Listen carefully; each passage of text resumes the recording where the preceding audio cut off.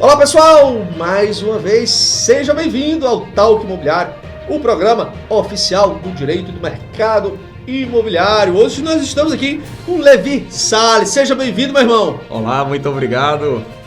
Bacana. Olha só pessoal, nós vamos falar com o Levi sobre a advocacia nos tempos atuais, né? Saber o que realmente mudou, se mudou para melhor, se mudou para pior. Mas antes de falar disso, vou falar aqui do Levi Salles, ele é advogado, membro da Comissão de Direito Imobiliário da OAB Ceará, membro da Comissão de Direito Notarial e Registral da OAB Ceará, ex-conselheiro do Conselho Municipal de Defesa do Consumidor de Fortaleza, professor e palestrante, vice-presidente da Comissão de Direito de Sucessões da Ajaforte e, pessoal, professor aqui da pós-graduação de Direito e Processo Imobiliário do IBET. Seja bem-vindo, meu irmão, e vamos começar a nossa brincadeira aqui falando da advocacia. Cara, como foi que começou, né, entrar primeiro na advocacia?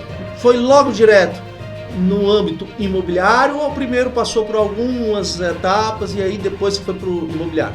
Pronto, meu amigo Apolo, inicialmente agradecer a oportunidade de participar desse Talk Imobiliário. E a minha decisão pela advocacia imobiliária, ela aconteceu como muitos dos nossos ouvintes aí que estiveram diante de diversas manifestações profissionais, até poderem finalmente entender qual é a vocação, qual é a paixão deles, né? O que é que faz eles acordarem de manhã e, vou matar um leão hoje, vai dar tudo certo, né? Eu comecei já no início, no finalzinho da faculdade, eu tive que tomar a decisão de fazer concurso público ou optar pela advocacia, né?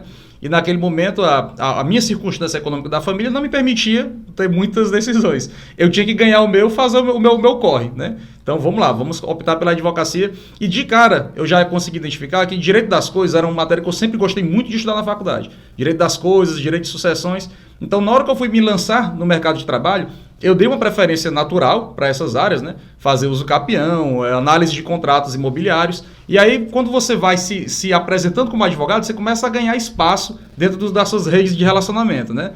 Facebook, diariamente eu já produzia conteúdo. Dentro da minha família, cada vez mais, se um primo meu quisesse alugar um apartamento, eu já me oferecia para fazer a análise do contrato de locação dele, porque eu vi que nisso existiam várias oportunidades, né? Acontece que todo mundo tem um tio rico, uma prima rica, que tem lá os imóveis deles para alugar, tem inquilino para despejar, tem a execução e ações de cobrança para fazer. Então, quando você vai se lançando nessa área, você vê que é uma causa chamando outra, né? E aí, graças a Deus, não tenho mais o que reclamar. São Bacana, mais de 7 anos. E eu vou pegar um puxadinho aqui do que você está falando, que você falou que é o tio, é a tia e etc. Mas uma coisa interliga, é a confiança. Né? Um advogado que não passar, eu digo assim, um advogado, porque eu levei advogado, pessoal, mas um corretor também, ou qualquer outro profissional quando vai iniciar, ou não é? Tem que passar essa confiança, porque sem confiança, meu irmão, não vai para frente. Com certeza, até porque no nosso ramo de imobiliário, a gente trata com grandes transações. Às vezes o imóvel que está sendo objeto da compra ou da venda é o maior patrimônio da família, né? Para a gente que está no dia a dia, a gente lida com contratos de 2 milhões, de 3, aquela coisa toda. Existem famílias que têm uma única casinha no Montese, no Conjunto Ceará. Às vezes uma casinha foi adquirida da Coab, R$150 mil. Aquele patrimônio é a vida inteira daquele trabalhador para ele adquirir aquilo. Então, tanto o corretor de imóveis como o advogado, eles têm que ter autoridade na matéria que eles estudam e no que eles se propõem a trabalhar e também transmitir essa confiança, já que você vai lidar com aquilo que é de mais valioso patrimonialmente na vida da família do seu cliente. Perfeito, perfeito. Levi, você está aqui hoje como um professor da pós-graduação e de Direito e Processo Imobiliário da IBET e você é professor de desapropriação. Pergunto a você, Exatamente. O que o aluno, o que o corretor, o que o advogado que está nos assistindo pode ter de diferencial na sua aula de direito de desapropriação? Primeiro é que eu gosto muito de ensinar, né? Essa parte para mim é uma paixão. Eu não me realizaria profissionalmente apenas executando serviço. Para mim a parte de lecionar ela é o que casa, é o que realmente dá sentido para o meu trabalho, né? Então assim, pode contar com um professor ativo, com um professor que é aberto também, vai lá me seguir nas redes sociais lá, na @Levi Salles. vai mandar e-mail, vou tirar dúvida, vou casar realmente com meus alunos que eu dou maior valor, fazer crescimento conjunto. Com né? certeza. Mas especialmente, Apolo, eu acho que o grande ganho da gente, pelo menos na grade curricular que você está preparando aí dos professores do IVEST, é que são pessoas que têm muita vivência prática, né?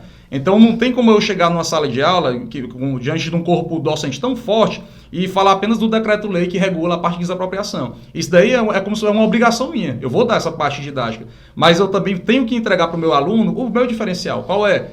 Lidar com as negociações com o Estado, qual é a forma que você vai enfrentar a avaliação, porque 90% dos casos de desapropriação, a avaliação que o Estado faz, meu amigo, é jogando lá para baixo. Na hora de cobrar imposto, o ITCD do inventário, ele joga lá para cima o valor do imóvel, né? Mas na hora de desapropriar e indenizar a pessoa que está perdendo a propriedade, aí pronto, ele joga lá para o chão e é uma briga, é um perrengue até que você finalmente consiga um valor justo para o seu cliente, né? Sensacional. Vocês estão vendo aí que o Levi não tem papas na língua, ele vai falar o que ele acha mesmo. E é interessante, Levi, porque é o seguinte, a gente já está cansado, eu digo a gente, também porque eu sou aluno, por mais que eu seja professor aqui, eu estou sempre fazendo cursos e mais cursos e mais cursos, que a gente tem que saber, as coisas vão mudando, a gente tem que ver até o que a nossa concorrência está fazendo. Então, a gente já está um pouquinho cansado, nós estudantes, de pegar só teoria.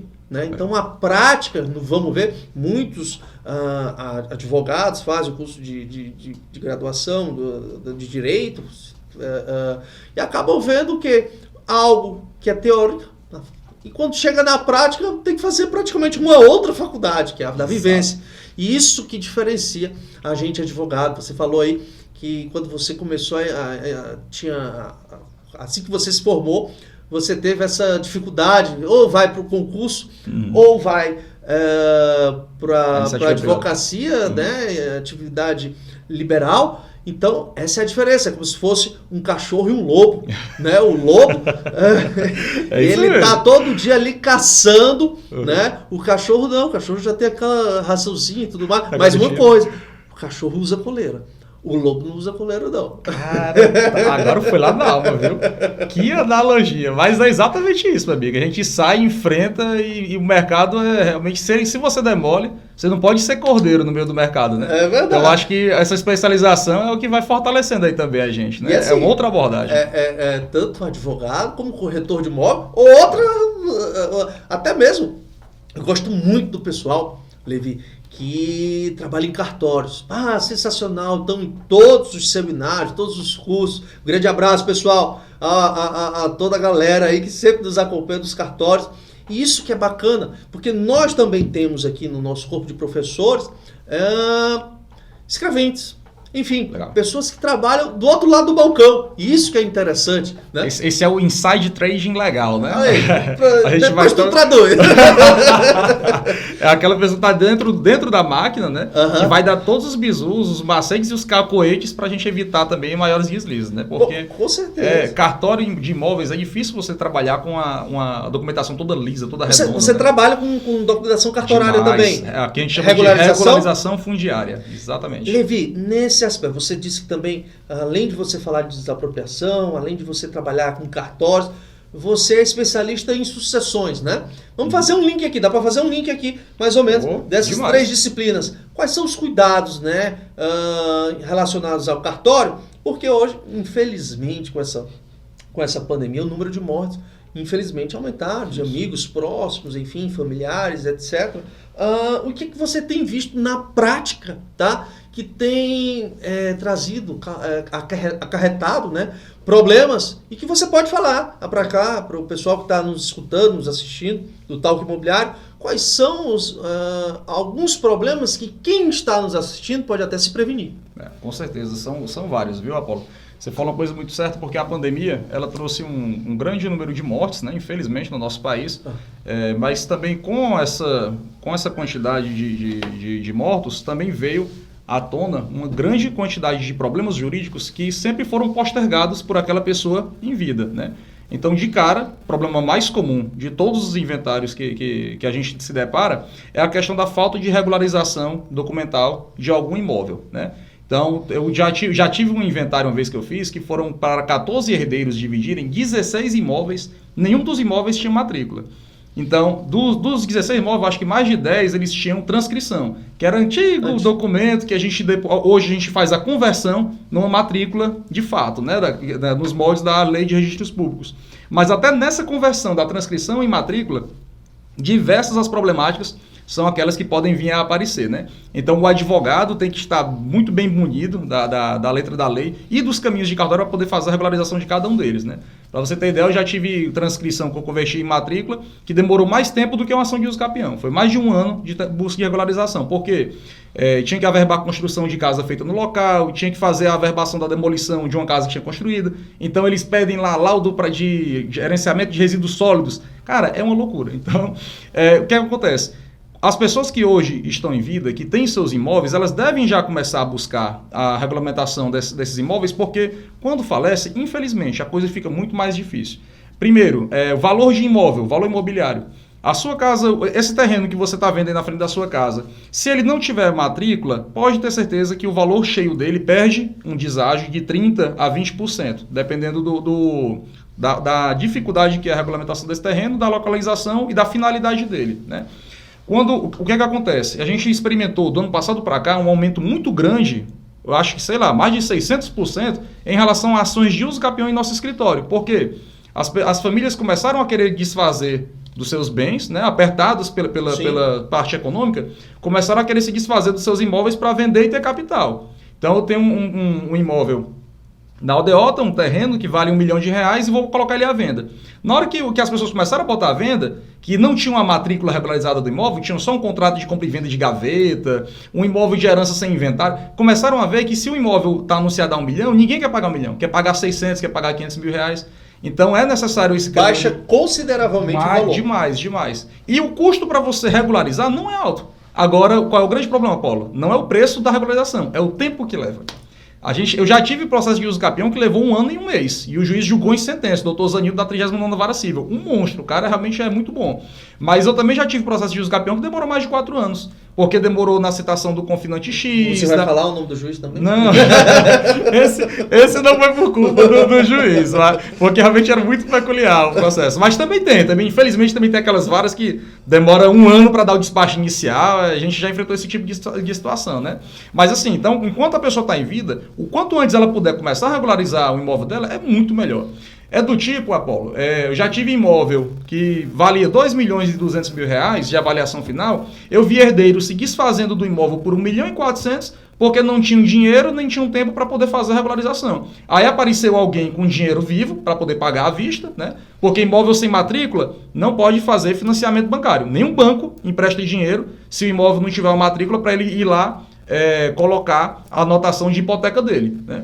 Então, quem vai comprar um imóvel sem matrícula, 100% dos casos, é o investidor que tem mais conhecimento, e o cara que tem mais conhecimento, ele é um player de mais força, ele também ganha em cima da necessidade do vendedor. Ele sabe do que está se tratando. Exatamente. Ele sabe que ali não tem risco. Ele sabe que vai ter trabalho e vai ter tempo, mas que em algum momento... Ele vai pagar por aquilo ali. Ele está comprando uma coisa por 1 milhão e 400, vai regularizar, gastando seus 50 mil conto, e depois vai ter na mão dele R$2 milhões, 2 milhões e pouco de patrimônio, né? Então, a gente, enquanto advogado, tem que trabalhar para ajudar essas pessoas a regularizarem e não terem essa perda na hora de fazer a venda, e também para ajudar esse tipo de comprador, de investidor, a não fazer loucuras tão grandes, né? Eu já tive um cliente que praticamente comprou uma rua, como ficou conhecido o caso, porque eram 2 terrenos privados ali no Castelão que estavam sendo utilizados como rua, por pessoas, carros. Passou iluminação, a Endel passou poste lá sem consultar nem nada, né? E lá se foi o advogado velho aqui trabalhar com emissão na posse, interdito proibitório, notificar a Endel para tirar os postes, deu muito trabalho. Agora também esse investidor em específico, o cara é skin on the game assim total, é arriscado. Comprou com um deságio assim também muito bom, de quase 70%. Vamos dizer, o macaco velho do negócio. É macaco velho. Levi, você está falando aí em relação a alguns processos, né, que teve uma certa demora. E aí está trazendo uma nova vertente de a extrajudicialização. Você tem feito isso no seu escritório? Com certeza, Ave Maria. A coisa que eu mais recomendo para os meus clientes é tentar resolver tudo de uma maneira amigável e extrajudicialmente, né? sobretudo do que diz respeito às partes de inventários, né? Porque uma da minha especialidade é justamente a sucessão, né? Fazer um planejamento sucessório dos bens da família, para quem que vai ser destinado o quê, fazemos a análise se vai ser necessário e é recomendável a abertura de uma holding patrimonial, né? Mas nos casos de sucessões, meu amigo, o que acontece, Apolo? Se a família entra em acordo, eles decidem como é que vai ser feita a divisão dos bens. Primeiro de tudo, aqueles bens que estão desocupados já podem começar a ser habitados ou alugados por alguns dos herdeiros, né? E, sobretudo, na questão de preço. O custo é muito menor. O tempo que eles levam para decidir o inventário é menor do que fazendo extrajudicial. E o custo também, porque a tabela de honorários da OAB, aqui no Ceará, recomenda que o advogado cobre entre 6% a 10% no mínimo, né? Quando é judicial, litigioso, o advogado pode cobrar 20%, 30% do patrimônio que vai ser dividido. Já se os herdeiros estão todos de acordo, eles conseguem fechar um contrato a 6%. Se eles tiverem capital na mão, chega lá para o advogado e pede um desconto, ele fecha em 5%. Então, se você não faz um acordo extrajudicial, você vai estar automaticamente dobrando o valor do contrato de honorários que você vai ter que pagar para um advogado e sabe Deus quanto tempo mais vai levar para resolver um problema na justiça. E eu acredito, dependendo do caso, que todos ganham. Demais. Até mesmo um advogado, né? Com certeza. Você vê que está tendo a virtualização dos procedimentos cartorários. Eu acho que com essa pandemia, lógico, tivemos, como eu já falei, tivemos todo um lado negativo da pandemia, mas também tivemos os lados positivos, acredito eu. Com certeza. Isso daí, a gente não cabe a gente tecer críticas ou elogios a posições de governo ou condenar alguém pelo surgimento da doença e tudo, mas uma coisa certa é que, como tudo na vida, em todo mal existe também o bem, né? De uma terra avassalada pode brotar uma flor, né? Então, essa parte de virtualização dos processos eu vejo como realmente um grande ganho para a nossa sociedade, para a nossa economia como um todo. Porque antigamente a coisa mais difícil do mundo era a gente conseguir fazer as coisas virtualmente junto aos cartórios. Né? Já no início da pandemia, assim que foi decretado o primeiro lockdown, surgiu uma profissionalização muito mais rápida do Serice, daqui do estado do Ceará, por exemplo. Né? Ao invés de eu ter que sair do meu escritório até o cartório Álvaro Melo, ali na Costa Barros, fazer a solicitação, pagar, voltar para o meu escritório para depois de 5 dias eu ir lá, tendo que levar o documento físico. Isso é uma humilhação, você não podia nem mandar alguém, porque a pessoa podia não estar com papel. Aí você tinha que ir lá no cartório, pegar o documento e voltar para o seu escritório. Esse procedimento todinho agora é substituído por um simples protocolo de e-mail lá no site do Serice, né? Então, esse tipo de virtualização vem para facilitar demais a nossa vida. Questão de escrituras eletrônicas, de fazer contratos de compra e venda eletrônico. A Caixa Econômica já tem aceitado isso daí. Os cartórios de imóveis, sobretudo lá em São Paulo, está muito avançado quanto a isso, né? Aqui no Ceará eu não tenho conhecimento de cartórios que façam, por exemplo, inventário, todo virtualmente, mas em São Paulo já tem. Então, assim... Que vai ser uma tendência, não total, tem como... É um caminho sem volta. Remar contra a maré. É um caminho sem volta. Nesse aspecto, a pandemia, ela trouxe a evolução, porque... Tribunal de Justiça, as audiências que a gente fazia fisicamente, o Apolo... Passava manhã inteira lá no fórum, morrendo de calor, para quando chegava o pregão da nossa audiência, a outra parte não foi citada. Aí a gente volta com a rabia entre as pernas para o escritório para não fazer nada. Já hoje é tudo virtualizado. A gente entra na sala de espera da audiência, trabalha, fica com os filhos, come, assiste Netflix. Quando começa a nossa audiência, a gente trabalha. Quando conclui, já está da nossa casa ou do nosso escritório. Então, isso daí, meu amigo, graças a Deus, a gente teve essa vitória. Perfeito. Levi, deixa aí teu Instagram, tá? Pro pessoal que está nos assistindo, pessoal que está nos escutando no podcast Talk Imobiliário, te seguir, enfim, talvez tenham perguntas, etc. Até mesmo vai surgir uma clientela. É o @Levi Salles. O Levi é com Y. E eu dou maior valor a Instagram, porque o nosso código de ética ele tem uma série de restrições enquanto à publicidade, né, do advogado. Diferentemente do corretor. O corretor tem amplo terreno para ganhar e fazer a publicidade dele, né? Mas o advogado não. Então o Instagram, graças a Deus, é uma ferramenta que está sendo poderosíssima. De graça. A interação, de graça. Aí você abre caixinha, o pessoal comenta, interage, recomenda cliente. Cara, se você também, que está assistindo aqui a gente, está buscando fazer especialização, está querendo crescer no mercado, se você ainda não está no digital, você é um dinossauro, meu amigo. Saia dessa caverna, porque a internet hoje... Apolo, desde o ano passado, eu dei muito mais força para o Instagram. Né? Antes eu tinha uns 2.000 seguidores, postava um story por dia. Depois começou a pandemia, que eu tive aquele baque inicial, né, lá do escritório, a gente era acostumado a fechar 3 contratos por semana, 4. De repente a gente passou 4 meses fechando só 6 contratos. E dos 6 contratos, a maioria foi aqueles mesmo assim, só para dizer que fechou, para não ficar parado, né? Para botar a pessoa para trabalhar, né? Mas aí, quando foi em julho do ano passado, eu acho, viramos a chave. Não, amigo, para de lamentar, vamos trabalhar agora. Onde é que tem espaço? É no digital? Pois vamos para o digital. Contratei gerenciador de mídia, o cara faz lá as publicações, dá o roteiro do que a gente vai postar. Meu amigo, o nosso negócio saiu de uma vertente assim, de um marasmo. E hoje, 180. Graças a Deus, cara, tá? Eu já estou contratando já o 3º advogado em meio da pandemia. Sensacional. Não tinha, sensacional. Agora está Isso que faz a diferença, né? Num momento desse de crise, a pessoa que está um pouquinho mais frágil, ela vai se entregar a depressão. Eu me entreguei, etc. amigo, eu me entreguei. De março do ano passado, quando começou esse baque, até abril, maio mais ou menos, eu estava assim isolado. Os prazos estavam tudo suspensos do tribunal, né? Era aquela pausa mesmo assim, que você não, uma mar sem vento, né?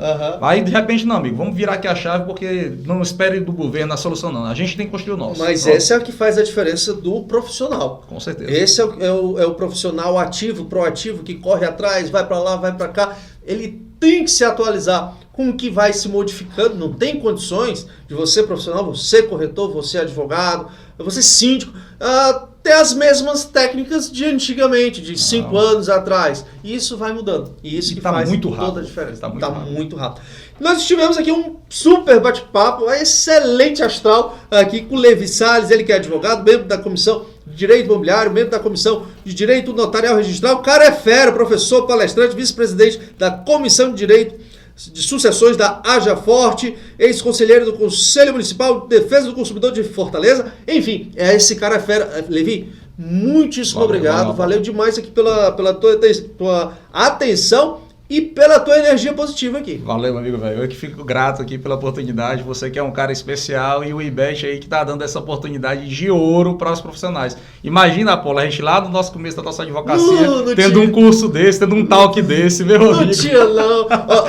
Olha só, Levi, você falou de um ponto aqui muito interessante. Cara, hoje em dia eu não pego mais trânsito. Cara, para mim é ótimo trânsito, porque eu só escuto palestras, cursos, eventos, entrevistas. Muito rico. Deixa para escutar a música, quando tiver, vai correr e etc. Mas no trânsito, eu faço o trânsito ficado de uma maneira bem mais produtiva. Esse que é o diferencial do profissional. Então, meu irmão, eu te agradeço imensamente, tá? Nós estamos por aqui, pessoal. Quem tiver mais dúvidas, coloca teu Instagram de novo aí. Fala aí teu Instagram. @Levi Salles. LEVY Salles. Pessoal, vem para a IBET. Pode vir para a IBET, que aqui é a casa do direito e do mercado imobiliário. Um grande abraço, pessoal. Até mais. Valeu.